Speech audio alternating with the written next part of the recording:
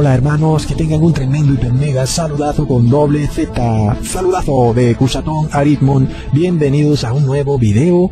Oramos hoy a nuestro Padre amado, Padre Santo, en nombre de Jesús, que nuestro Señor Jesucristo venga y habite entre nosotros. Él es nuestro Salvador y nosotros lo deseamos. En el nombre de Jesús, amén. Amigos, este video quería hacérselos desde hace mucho tiempo. Quería mostrarles las grandes similitudes entre la historia de José en Egipto y lo que está por ocurrirnos a nosotros muy pronto en el fin del mundo. Y así como José fue traicionado por sus hermanos, así mismo le ocurrió a Jesús, quien fue también traicionado por sus propios hermanos. Y ahora, los hermanos de Jesús somos nosotros. Somos cada uno de los seres humanos que ha habitado esta tierra y que ha pecado, y que cuando pecó, finalmente fue como si hubiera colgado él mismo a Jesús en el madero. Así que la historia de José en Egipto es 100% real. Es una historia verídica, pero esta historia no solo nos muestra lo que le ocurrió a José como hijo de Jacob, sino lo que le ocurrió a Jesús como hijo del Padre.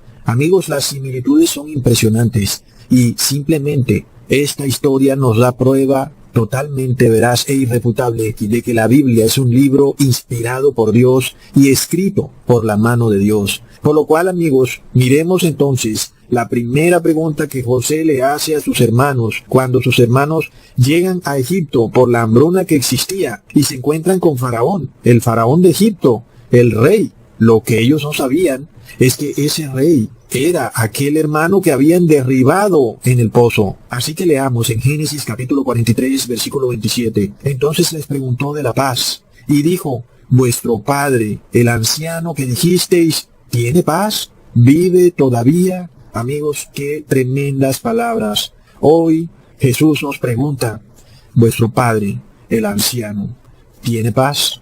Ese que está sentado en el trono, ¿tiene paz? Amigos, es tremendo. Recordemos lo que dice Daniel en el capítulo 7, versículo 9. Estuve mirando hasta que fueron puestos tronos y se sentó un anciano, cuyo vestido era blanco como la nieve y el pelo de su cabeza como lana limpia. Su trono llama de fuego y las ruedas del mismo fuego ardiente. Este anciano, que en primera instancia José hace referencia como su padre, pero que obviamente en ese momento los hermanos de José no sabían que José se refería era a su padre. Asimismo, hoy Jesús nos pregunta: ¿y el anciano tiene paz? Amigos, porque así como los hermanos de José cuando derribaron a José al pozo, no sabían que el dolor que le iban a causar a su padre, asimismo, nosotros cuando pecamos, nunca nos imaginamos el dolor que le causaríamos a nuestro Padre Celestial, porque derribaríamos a su Hijo amado, a Jesucristo, y lo separaríamos de su seno. Amigos, por esto José pregunta: ¿cómo está el Padre? Aquí el Padre se nos muestra como un ser que siente, que tiene emociones. ¿Está el Padre triste? ¿Está el Padre feliz? ¿Cómo estará aquel Padre que tuvo que separarse de su Hijo? Porque la separación de la muerte es dolorosa. Por lo cual Jesús pronunció las siguientes palabras en Mateo capítulo 27, versículo 46. Dios mío, ¿por qué me has desamparado? Ahí vemos la separación tremenda entre el Padre y el Hijo. El Hijo con ese dolor de ver que de repente es despojado de su Padre, y nosotros no podemos escuchar el dolor, el llanto de un padre que de repente se ve despojado de su Hijo amado. ¿Y qué pasa cuando al Padre Celestial se le murió un hijo, y ese hijo fue Jesús? ¿Acaso el Padre no sintió dolor, amigos? Claro que sí sintió dolor.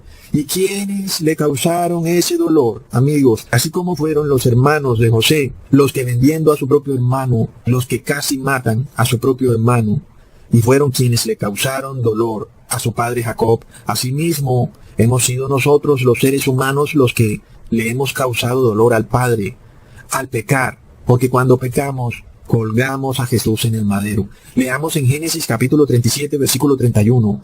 Entonces ellos tomaron la ropa de José y degollaron un cabrito de las cabras y tiñeron la ropa con la sangre. ¿Y cómo quedó la ropa de José? Manchada con sangre. ¿Y cómo quedó la ropa de Jesús? Manchada con sangre. Y esta ropa le fue presentada al padre de Jacob. Mira a tu hijo. Asimismo, el Padre desde el cielo vio la ropa de su Hijo Jesús manchada con sangre. Leamos en Génesis capítulo 37, versículo 32 al 33. Enviaron la ropa de colores y la trajeron a su padre. Y dijeron, esta hemos hallado. Reconoce ahora si es o no la ropa de tu hijo. Y él la reconoció y dijo, la ropa de mi hijo es. Alguna mala bestia le devoró. José ha sido despedazado. Amigos, ¿y qué fue lo que le pasó a Jesús? ¿Acaso las ropas de Jesús no fueron despedazadas? Leamos en Mateo capítulo 27, versículo 35. Cuando le hubieren colgado en el madero, repartieron entre sí sus vestidos, echando suertes, para que se cumpliese lo dicho por el profeta. Partieron entre sí mis vestidos, es decir, los despedazaron. Tremendo, amigos. ¿Y esto le trajo dolor al Padre? Por supuesto que sí. Leamos en Génesis capítulo 37, versículo 34 al 35. Entonces Jacob rasgó sus vestidos y puso saco sobre sus lomos y se enlutó por su hijo muchos días. Y se levantaron todos sus hijos y todas sus hijas para consolarlo. Mas él no quiso tomar consolación. Y dijo, porque yo descenderé a mi hijo, enlutado hasta la sepultura. Y lo lloró su padre.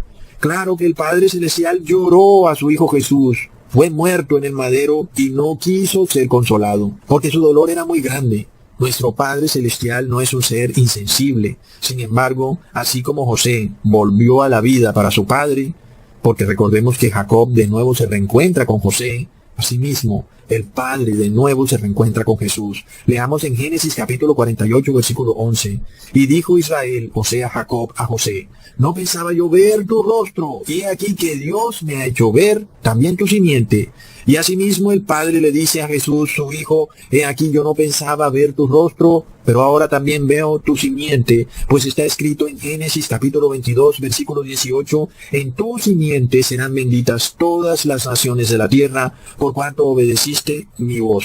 Por lo cual, amigos, recordemos los sueños que José tuvo, empezando por el primero en Génesis capítulo 37, versículo 7. He aquí que atábamos manojos en medio del campo, y he aquí que mi manojo se levantaba, y estaba derecho, y que vuestros manojos estaban alrededor, y se inclinaban al mío.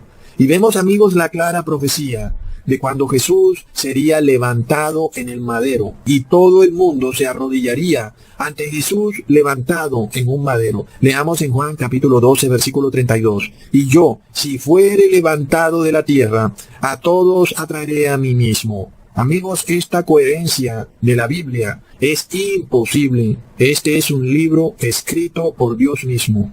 Recordemos que así como el sueño de José se cumplió a la perfección, con su familia literal, su familia física, asimismo José, como una representación de Jesús, nos muestra un cumplimiento perfecto cuando gracias al sacrificio de Jesús en el madero, todos somos reconciliados con el Padre, por lo cual todos nos arrodillamos ante Jesús, porque Él nos ha reconciliado con el Padre. Después de que nosotros pecamos y habiendo pecado, derribamos a Jesús del cielo y lo tumbamos a la tierra. Asimismo, amigos, gracias a que Jesús es levantado, ese terrible pecado es borrado de nuestros libros. Por esto los hermanos de José declaran en Génesis capítulo 37, versículo 8. ¿Has de reinar tú sobre nosotros, o te has de enseñorear sobre nosotros? Y le aborrecieron aún más a causa de sus sueños y de sus palabras. Amigos, ¿y qué es lo que le decían los fariseos a Jesús? ¿Acaso te has hecho rey sobre nosotros? Amigos, es increíble. Es decir, que las 12 tribus, cuando Jesús vino a la tierra, volvieron a lanzar a Jesús al pozo, amigos. Y esto se va a volver a repetir. Ahora en el final de los tiempos será el mundo entero a nivel global los que tomen a Jesús y lo lancen al pozo. ¿Y cómo va a ocurrir esto? Cuando tomen a su iglesia y la persigan. En ese momento declararán que tienen el mismo pecado de las tribus de Israel. Amigos, luego leamos el segundo sueño en Génesis capítulo 37, versículo 9. Y soñó aún otro sueño, y le contó a sus hermanos, diciendo, he aquí que he soñado otro sueño, y aquí que el sol y la luna, y 11 estrellas se inclinaban a mí. Amigos, ¿qué nos representa esto? El sol representa al Padre mismo, quien dice en Hebreos, capítulo 1, versículo 5, ¿a cuál de los ángeles dijo Dios jamás, mi hijo eres tú, hoy yo te he engendrado? Y otra vez, yo seré a él padre, y él me será a mí hijo. Y otra vez, cuando introduce al primogénito en la redondez de la tierra, y dice, adórenlo todos los ángeles de Dios. Y luego, el mismo Padre Celestial declara, mas al Hijo, tu trono, oh Dios, por el siglo del siglo, vara de equidad, la vara de tu reino. Amén, amigos. El Padre está declarando que su Hijo sería el Rey por los siglos de los siglos. Por lo cual entonces se dice de Jesús en Hebreos capítulo 1, versículo 9, amaste la justicia y aborreciste la maldad, por lo cual te ungió Dios, el Dios tuyo, con óleo de alegría, más que a tus compañeros. Amigos, damos gracias a que Jesús no actuó igual que los seres humanos, sino que Él amó la justicia y aborreció la maldad, porque si no hubiera sido así, entonces el Padre hubiera perdido a toda su familia, tanto a Jesús como a todos los seres humanos. Pero ahora, gracias a que Jesús no pecó en nada y ha sido levantado de la tierra, ahora entonces somos todos reconciliados al Padre. Por lo cual, la luna nos representa la iglesia santa y pura, arrepentida. Y las 11 estrellas nos representan a los 144,000, que son los redimidos de la tierra, porque leemos sobre los 144,000 en Apocalipsis capítulo 14, versículo 4.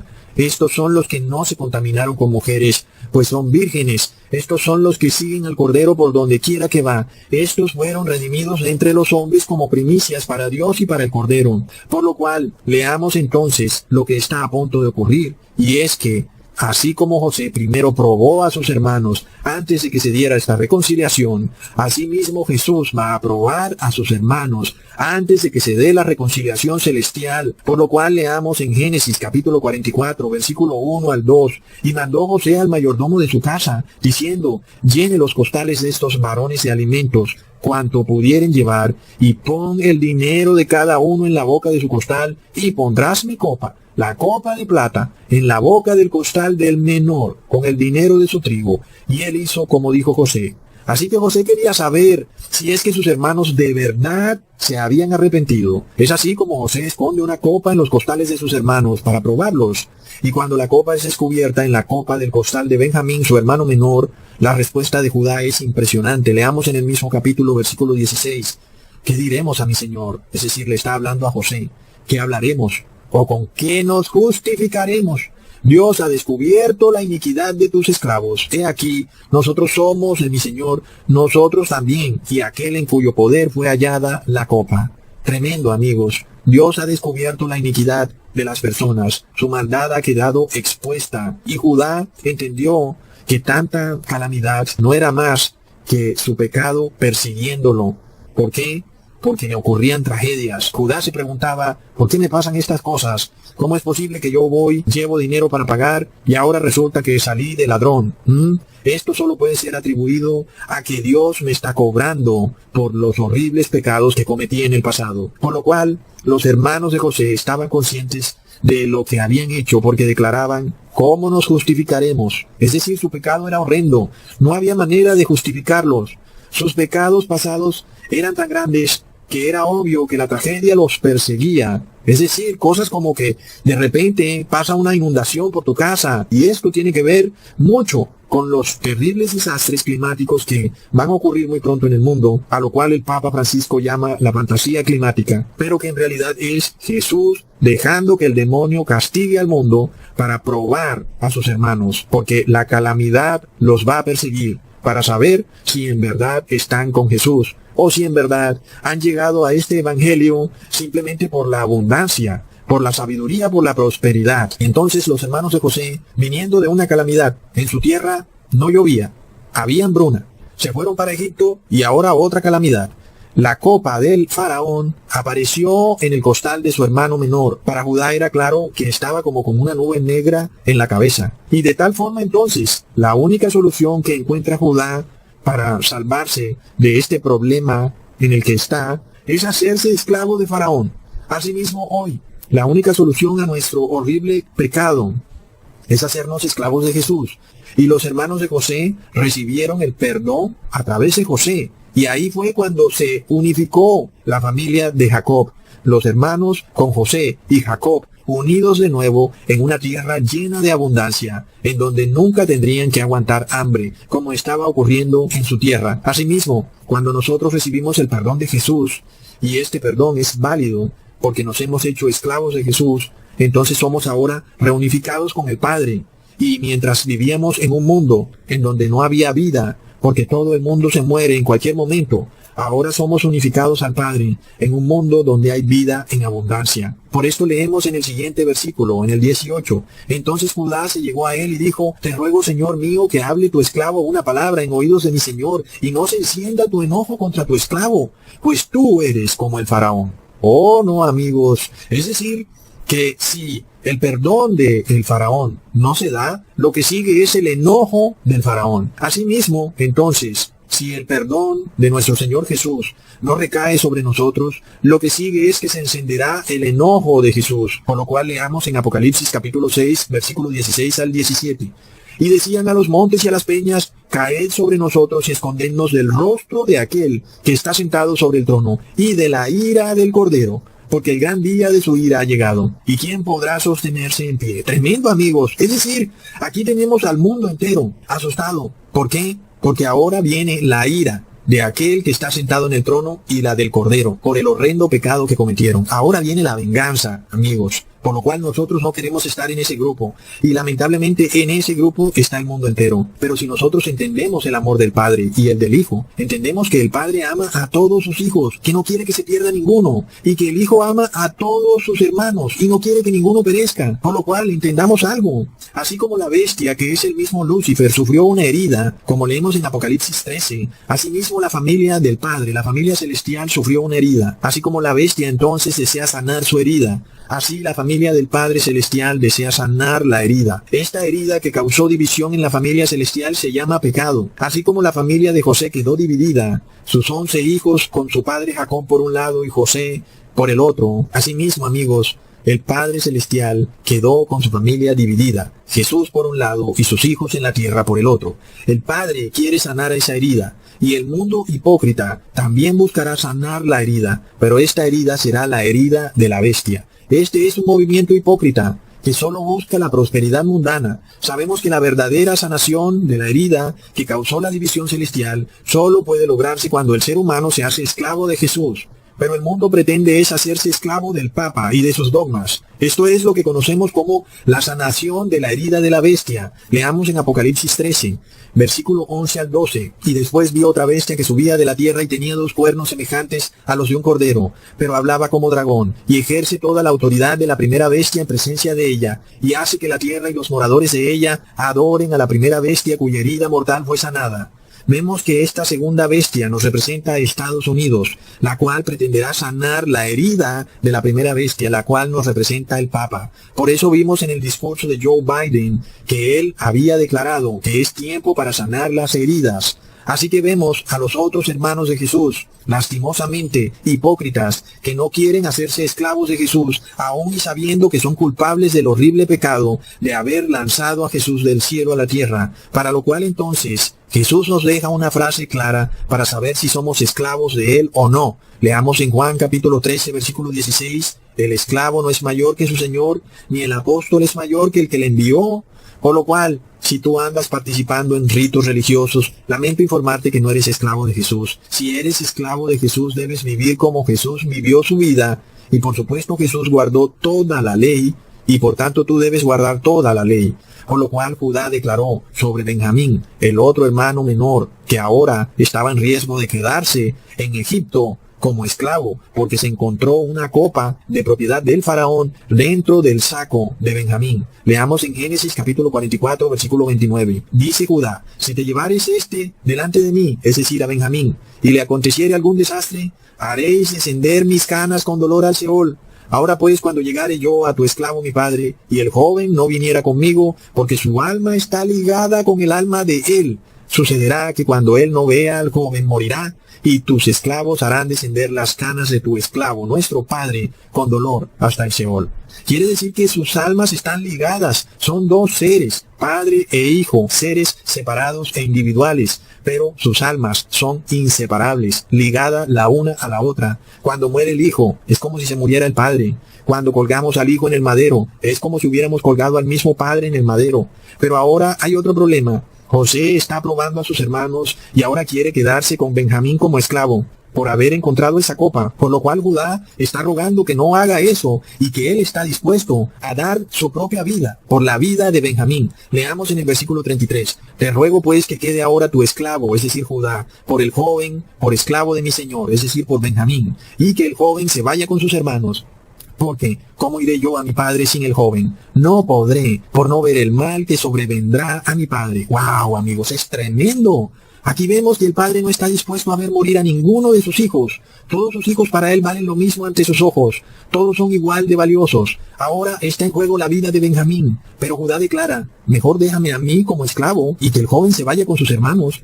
Porque yo no quiero ver la cara de dolor de mi padre cuando él se entere de este mal. Es tremendo, amigos. Es decir, que Judá empieza a manifestar el verdadero arrepentimiento cuando se da cuenta de que sus actos pueden causarle dolor al Padre. Leamos en Juan capítulo 15, versículo 13.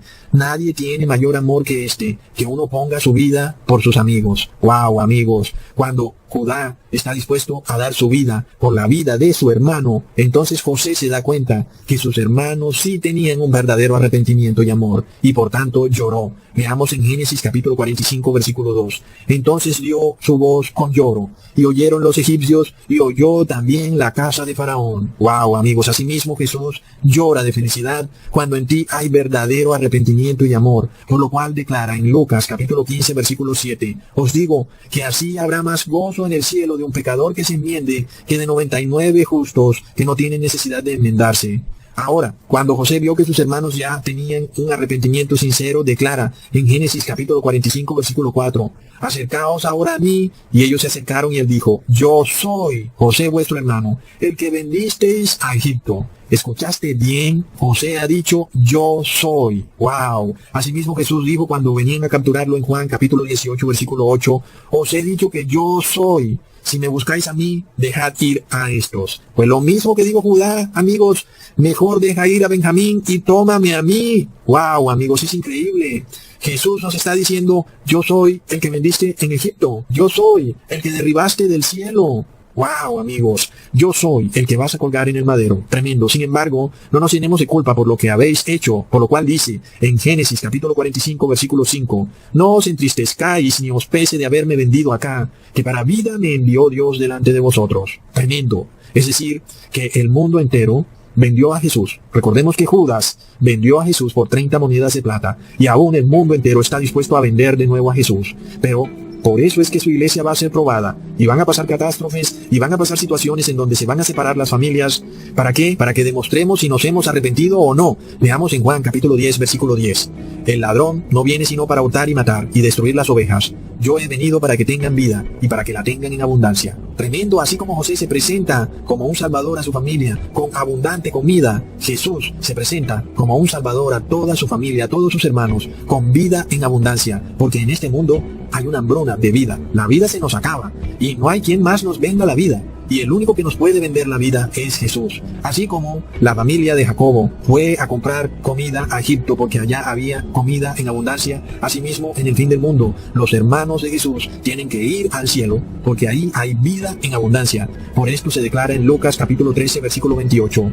Allí será el llanto y el crujir de dientes cuando vieres a Abraham y a Isaac y a Jacob y a todos los profetas en el reino de Dios y vosotros echados afuera. Pronto el mundo verá a la iglesia de Cristo en el reino de Dios y los que no quisieron acatar la verdad echados afuera. Y ahí será el crujir de dientes. Hasta pronto, hermanos.